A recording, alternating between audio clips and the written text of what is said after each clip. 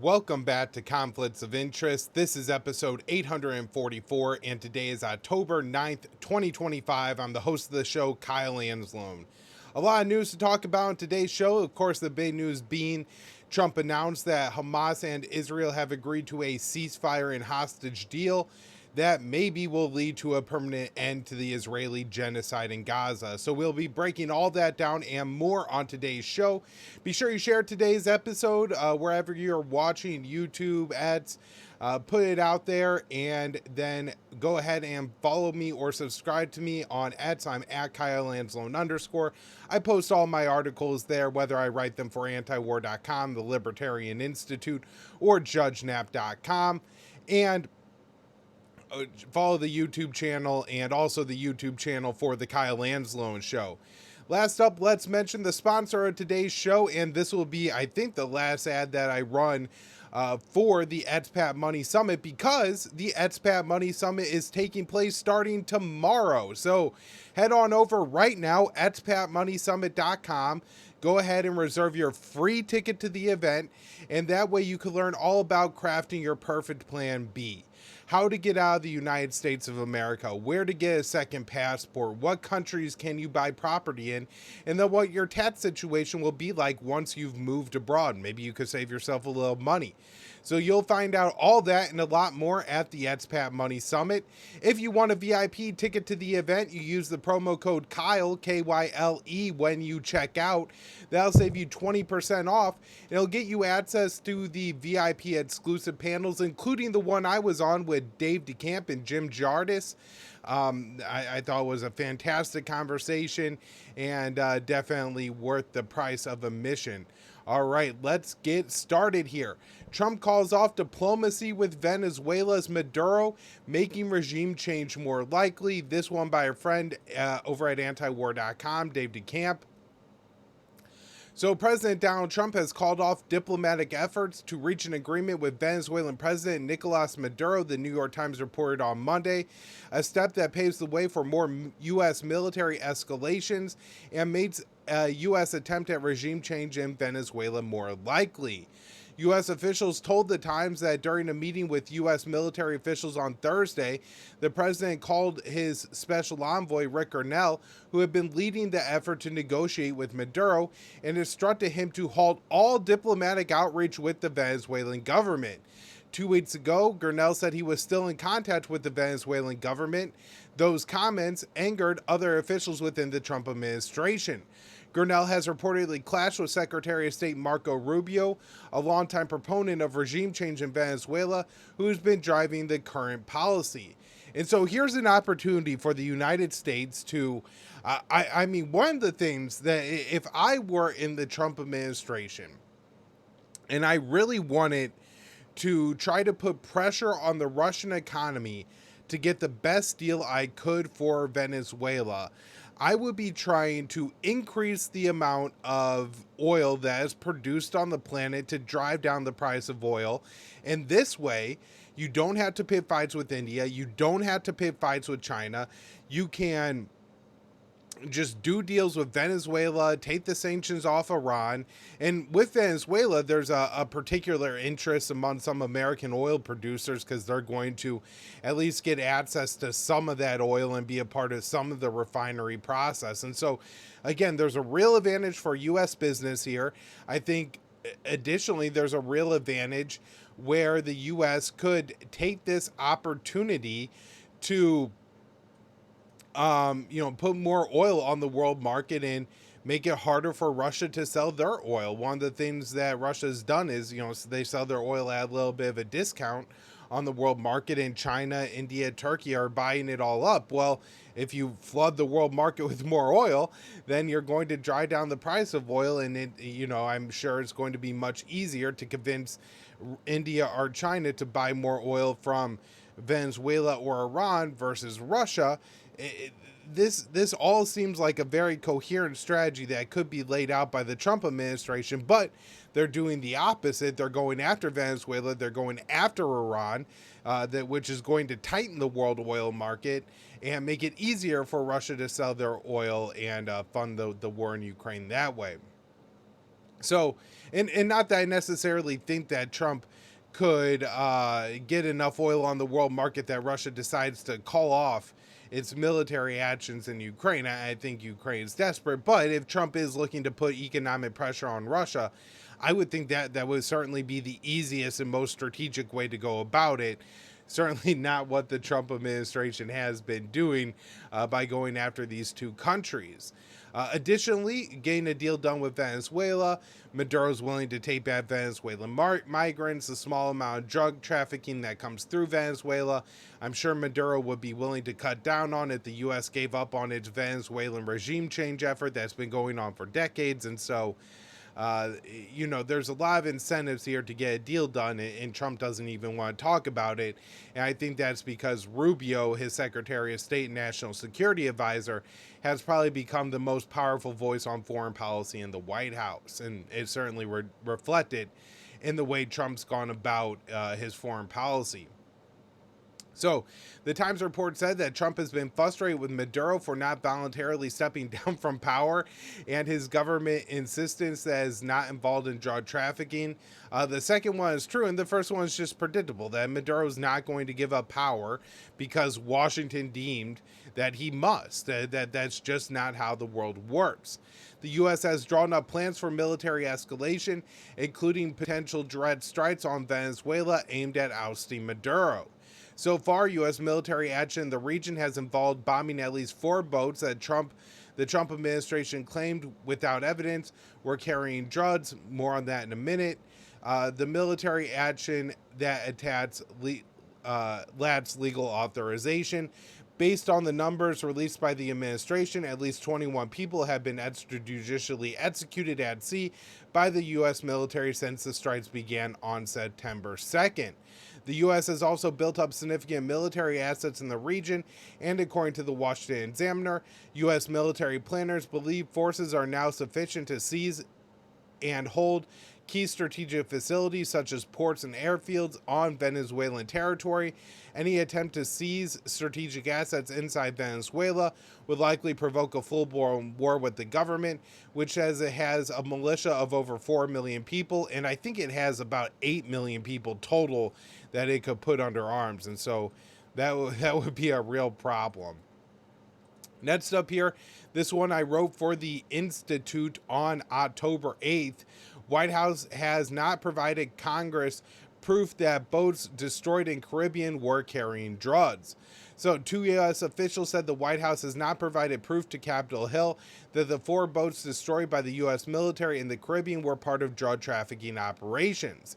Starting in September, the U.S. military began targeting vessels in the Caribbean Sea that were allegedly smuggling drugs for cartels designated as foreign terrorist organizations.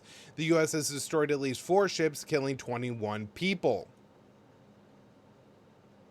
2 sources speaking with the Associated Press said the Trump administration has not provided evidence to Congress that the boats were in fact linked to narco-terrorist cartels. The officials explained the White House has only pointed to the videos published by President Trump and Secretary of War Pete Hegseth showing the boats being destroyed by U.S. strikes. The constitutionality and the legality of the strikes are in question. Congress has not declared war on the cartels. President Donald Trump has said the U.S. is now engaged in armed conflict with the narco-terrorist organizations. The White House has been tight-lipped about legal authority to use military force in law enforcement matters. Attorney General Pam Bondi refused to tell Congress how the White House believes it has the authority to conduct extrajudicial executions. While the Trump administration says the goal of the attacks is to stop the flow of lethal drugs to the United States, reports say the White House is moving towards attempting to remove President Nicolas Maduro from power, and Secretary of War Marco Rubio claims that Maduro is the leader of a narco-terrorist cartel. So, as I have been warning for quite some time now, it does seem that the case is they're going to go with a regime change, and this new report from Politico seems to really be a capstone on this section. The report focused on Special Envoy Rick Grenell, who was recently instructed to halt his diplomatic efforts with the Venezuelan government. Sources told NatSat Daily that they don't think that the move meant that Grenell was on the outs, but rather the U.S. was now focused on escalating its efforts to oust Maduro. So a person familiar with the Trump administration's thinking said the president is serious, no more mixed messaging, no more excuses.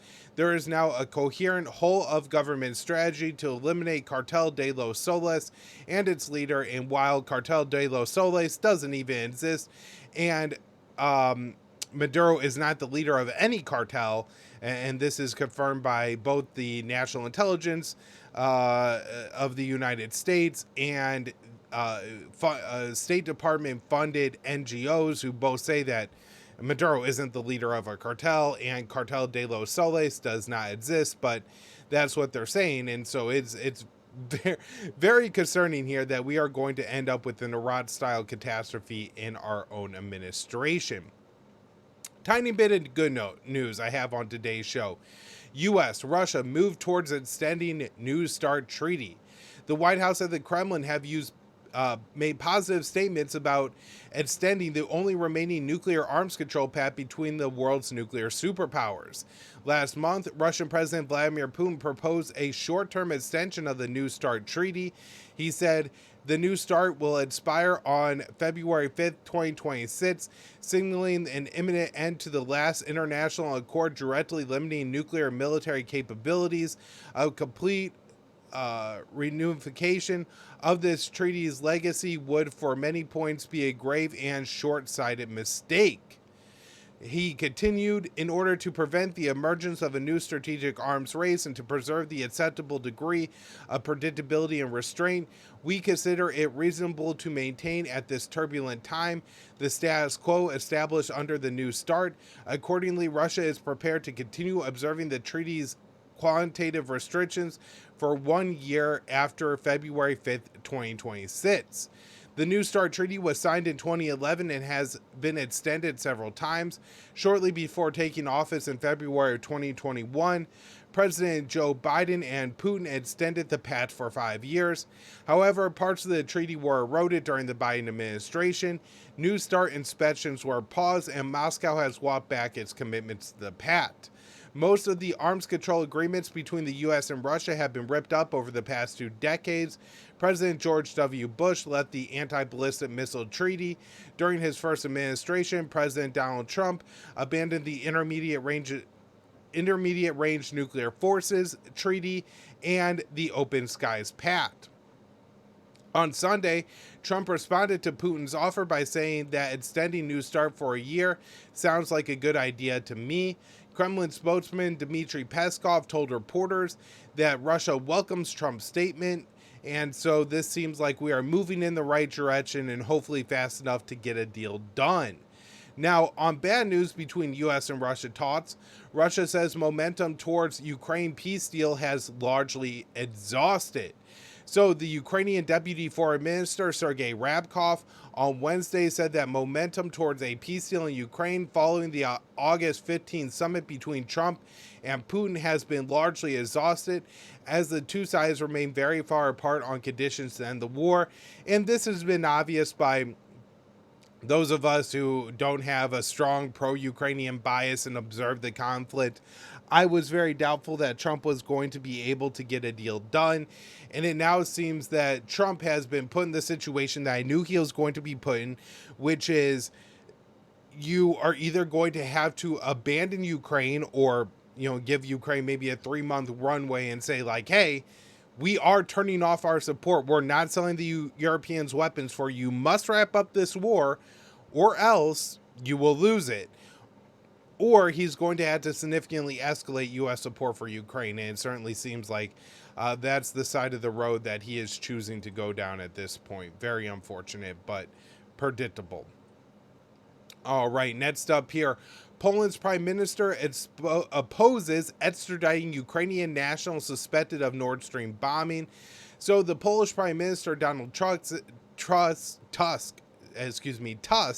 said that it's not in Poland's interest to extradite a Ukrainian national suspected of being involved in the bombing of the Nord Stream pipelines, and expressed support for the attack on Russian and Germany's energy infrastructure. So Tusk told reporters on Tuesday The problem of Europe, Ukraine, Lithuania, and Poland is not that Nord Stream 2 was blown up, but that it was built. It is certainly not in the national interest of Poland to hand over a citizen to a foreign country.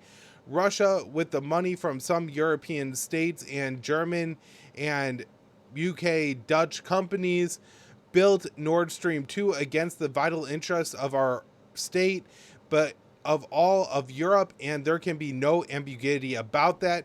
And so this is really interesting because Germany is demanding the extradition of this man, this Ukrainian national, who is accused of taking part. I don't even believe that he actually took part in it, but is accused of taking part in the Nord Stream bombings. And so this is creating some interesting rifts within NATO when, if they're going to start maybe not extraditing to each other's countries and things like this. Very wild to see. Next up here, senators push back against Pentagon lessening focus on the Indo-Pacific. I wrote this one for JudgeNap.com. Senators grilled a Donald Trump Pentagon nominee over the administration's Indo-Pacific policy. The White House has rolled back military aid to Taiwan and demanding that Taipei buy U.S. weapons instead. Additionally, the Trump administration is reviewing the AUKUS pact. And so Jonathan Noah, or maybe N-O-H, is the nominee for Assistant Secretary of Defense for Indo-Pacific Affairs, and he was in front of the Senate for his confirmation hearing.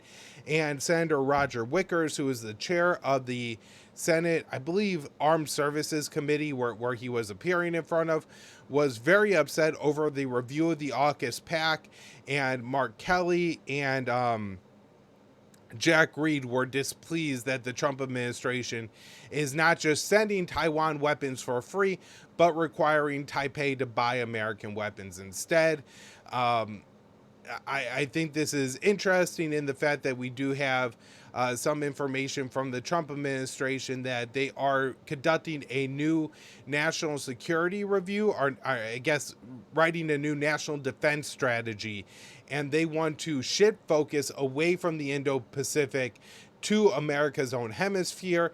And as much as I don't want the U.S. to go to war with China over Taiwan, it does terrify me very much if we're going to try regime change war in Venezuela, kind of in exchange for giving up the war with China. All right, next up here.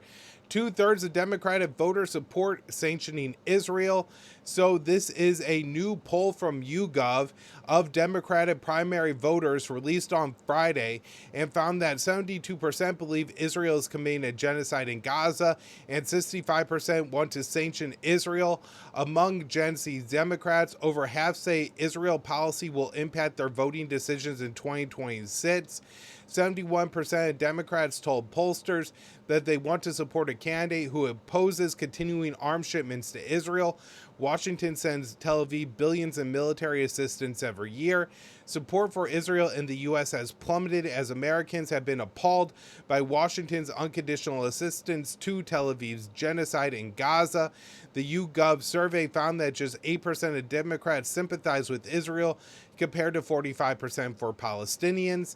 Israel long held bipartisan support in America. However, as Israel has accelerated the ethnic cleansing of Palestinians and drew the U.S. into a war with Iran, that support has declined.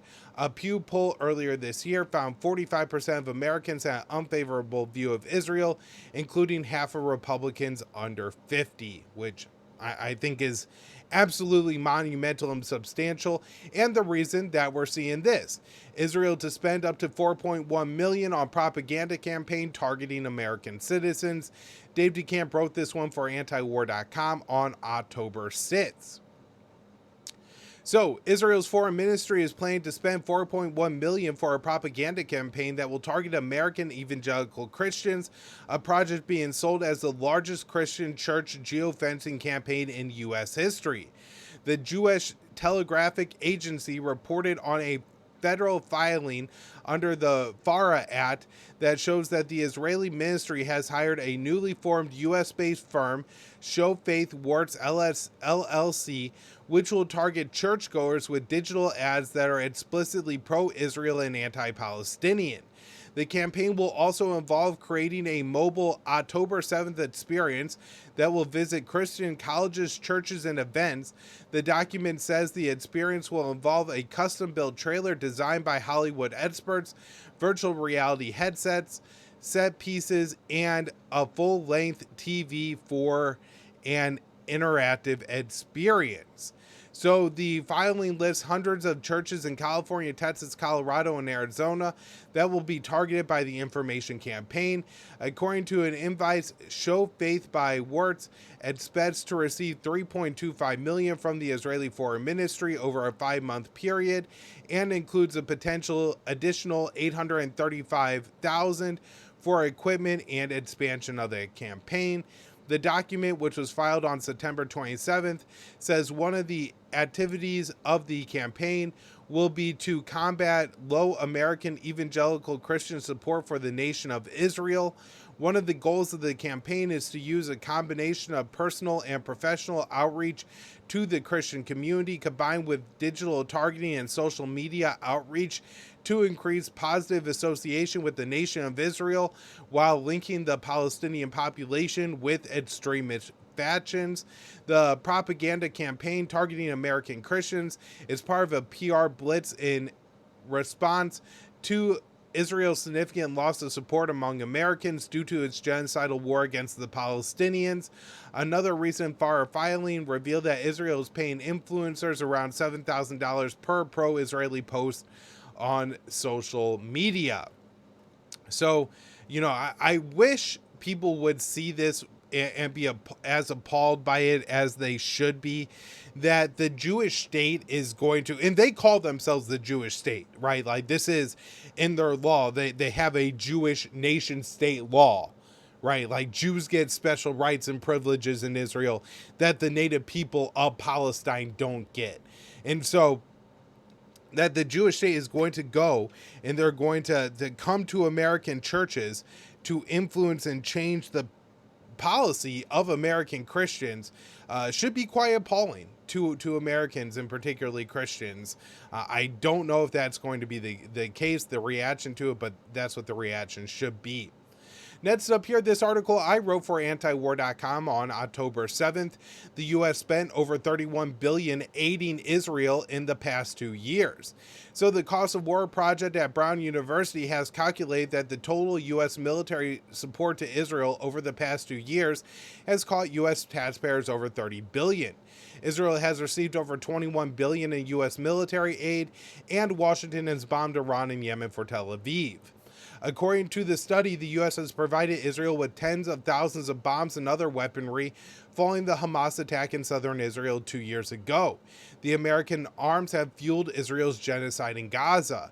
The mass killing in Gaza with U.S. weapons has pushed a growing number of Americans to oppose military aid and weapon sales to Israel. However, the growing opposition to the special relationship between Washington and Tel Aviv did not lead President Joe Biden or Donald Trump to curtail the flow of arms to Israel. Additionally, Israel's aggression in the Middle East has drawn the U.S. into other wars. Both Biden and Trump engaged in large-scale bombing operations in Yemen to force Ansar Allah to end its blockade of the Red Sea and stop attacking Israel. Ansar Allah enacted the policy in support of Gaza and says the blockade and attacks will end once Israel halts its genocidal onslaught in the Strip. While the bombings cost the U.S. billions of dollars, it failed to force Ansar Allah to end the blockade. President Donald Trump also joined Israel's aggressive war against Iran and intercepted missiles targeting Israel. Overall, the U.S. has spent between 10 and 13 billion helping Israel wage wars across the Middle East over the past 2 years. The author of the Cost of War study, William Hartung, notes that it only calculates the weapons that have been delivered to Israel. It does not include weapons that the U.S. has promised to deliver to Israel in the future, Last month, the White House approved approximately $6 billion in arms sales to Israel that will be paid for with U.S. military aid. Washington has promised to provide Israel with at least $3.8 billion in annual military assistance. After Israel started the onslaught in Gaza, the U.S. approved an additional $14 billion in military aid for Israel. All right, so I thought this story was just kind of interesting to note. Israel cuts funding for border security force for a second time since October 7th attack. And so in Israel, they have in, I believe, about 63 or 69 villages around the Gaza envelope is what Israel calls it. In each of these villages, town kibbutzes, they have a force of about 24 to 100 people that are armed, veterans of the IDF. They refer to them as civilians, and they are there to help the military respond to any attack from Gaza. So, interestingly enough, before October 7th, in August of that year, Israel actually confiscated the guns from these people and put them under lock and key, probably at like a police station or something like that, because a large number of them were being stolen. So then when October 7th happens, a lot of these people struggled to get their guns. I think 49 of them end up dying during the Hamas attack. And so it is interesting to kind of note that when you're looking at October 7th and the number of people killed, which was under 1,200 with over 300, I think about 350 Israeli soldiers among the dead, another 50 of those were effectively Israeli soldiers on October 7th. They were veterans of the IDF who had picked up arms and were fighting off Hamas. And so when people give the number of civilians killed, it should probably be subtracted by about 50 because, again, these are effectively soldiers, right? So anyways, for this border security force, Israel has now cut their funding twice. The first cut was 5%. The second cut will be between 10 and 20%. And one of the reasons I find this interesting is because if Israel is ever going to withdraw from Gaza, ever going to leave the Palestinians in control of the Strip again, you would think that they would be going the opposite way on this budget. I think this is a real sign that Israel is probably going to shut down these forces because they're like, we really don't need them anymore because there's not going to be Palestinians in Gaza. Next up here, this article I wrote for October 8th at the Libertarian Institute. Trump announces Israel-Hamas agreement to the first phase of his peace plan. So, President Donald Trump announced on Truth Social that Israel and Hamas had agreed to a hostage exchange and ceasefire that could lead to an end of the conflict. He wrote, I am very proud to announce that Israel and Hamas have both signed off on the first phase of our peace plan. This means that all the hostages will be released very soon, and Israel will withdraw their troops to the agreed upon line as the first steps towards a strong, durable, and everlasting peace. All parties will be fairly treated. So it's worth noting that right before I recorded this show this morning, I did check. According to Palestinian sources, the strikes on Gaza are still continuing. The ceasefire has not begun. So that seems problematic. Last week, along with Israeli Prime Minister Benjamin Netanyahu, Trump unveiled a 20-point peace plan for Gaza. On Friday, Hamas agreed to release all remaining captives and enter into negotiations to hammer out the details under Trump's framework. The indirect talks between Israel and Hamas officials began on Saturday. The U.S., Turkey, Egypt, and Qatar served as mediators. For Hamas, the agreement is viewed as a gamble on Trump's ability to restrain Netanyahu from breaking the agreement. Hamas is giving up most of its remaining leverage by agreeing to free all the remaining Israeli captives at the start of the ceasefire. The source close to Hamas negotiators told Dropside News, trusting Trump's word is the gamble they are taking. If it works, they will be considered geniuses. If they fail, they will be considered fools. It will be as simple as that. Netanyahu has repeatedly broken and violated agreements. Last year, Tel Aviv enacted a ceasefire agreement with Hezbollah to end cross-border fighting and withdrawal of Israeli soldiers from southern Lebanon. While Hezbollah has halted attacks on Israel and withdrawn from the border region, the IDF continues to conduct regular strikes in Lebanon and has not withdrawn its forces. Last week, the UN reported Israel had killed over 100 Lebanese civilians since the ceasefire went into effect almost a year ago. Additionally, Netanyahu agreed to a phased hostage exchange and ceasefire with Gaza brokered by Trump in January. After dozens of Israeli captives were freed, Netanyahu broke the deal by resuming military operations and imposing a total siege of Gaza. So I don't think we're going to see a permanent end to the conflict here. I don't know if we're going to see another 2 to 3 month pause of major Israeli operations in Gaza. But my guess is that sometime after the hostages get out, Netanyahu will decide to go back to war in Gaza, resume the bombing, and even if that means he loses some support from the U.S., I don't think that that is going to be enough to restrain Netanyahu, that Trump isn't going to stand up to him and be as firm with Netanyahu as he needs to be to see this peace deal actually come to fruition and not just be another basically ploy by the Israelis to extract something from the Palestinians and then go back to war when it suits them. And again, these strikes are still ongoing. One last thing to note, it seemed that Hamas was hopeful that Trump would issue a statement saying that, he demands that Israel fully comply with this agreement. And that's, you could certainly read that into Trump's statement, but Trump's statement also certainly didn't say that. And so I already think we're seeing issues with this deal. When we talk about Gaza, this article by Dave DeCamp, Israel has damaged or destroyed 83% of all buildings in Gaza.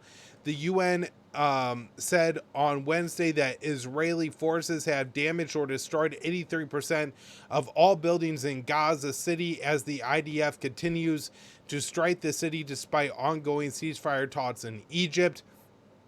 So this goes to show the level of destruction in Gaza and how unless Israel is willing to really allow the rebuilding of Gaza, concrete, pipes, wiring, all those kinds of things coming in that they have banned for years and years and years, then there's going to be no way for the Palestinians to survive in Gaza.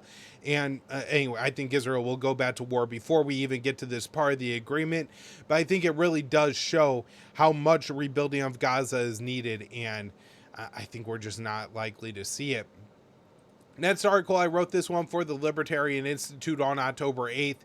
78 Palestinians died in Israeli detention over 2 years. And so since October 7th, 2023, 78 Palestinians have died in Israeli detention facilities, which are just torture and death camps at this point.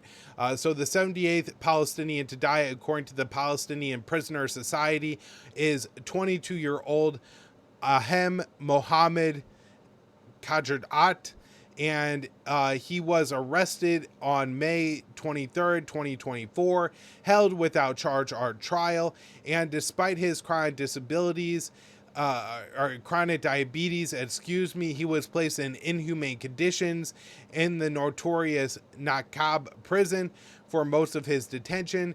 In recent months, his health significantly deteriorated after conducting scabies skin disease, which caused intense itching and repeated seizures. He also suffers from hunger episodes, dangerously low blood sugar due to his condition, and extreme difficulty moving or meeting his daily needs. His weight had dropped about 40 kilograms before he died. So we've also seen a similar condition affecting detained Palestinian doctor Hussein Abbas Saifa, whose health is also deteriorating in captivity. He has heart problems that are untreated. He has scabies that are untreated. He's not being brought before a judge. And so we could see this is the systematic and intentional way that Israel is treating the Palestinians. Next up here, Iran calls U.S. a law-breaking country in response to Trump's latest threats. So Trump is saying that if Iran doesn't give up its nuclear program completely, then we're going to go back to war with Iran. Iran, of course, is calling that criminal. Also, this was an interesting story about Iran that I wrote up for JudgeNap.com. Haven't heard a lot about this from any other sources, but Iranian sources are saying that the U.S. Navy may start attacking commercial ships in the Persian Gulf that are carrying Iranian goods. Likely intercepting them, not just blowing them up like they're doing in the Caribbean, but intercepting those ships, seizing the goods, pirating the ships, stuff like this. And Iran says they will respond, they will attack the U.S. Navy if we go down that road. All right, everybody, that's where I'm going to wrap up the show for today. Make sure y'all are subscribed to the Kyle Anzalone show later today for 5 o'clock Eastern. We are starting a little bit late today. I'm going to be interviewing Harrison Berger on some of these subjects and all the breaking news happening in foreign policy. You won't want to miss that one. Thanks, everyone.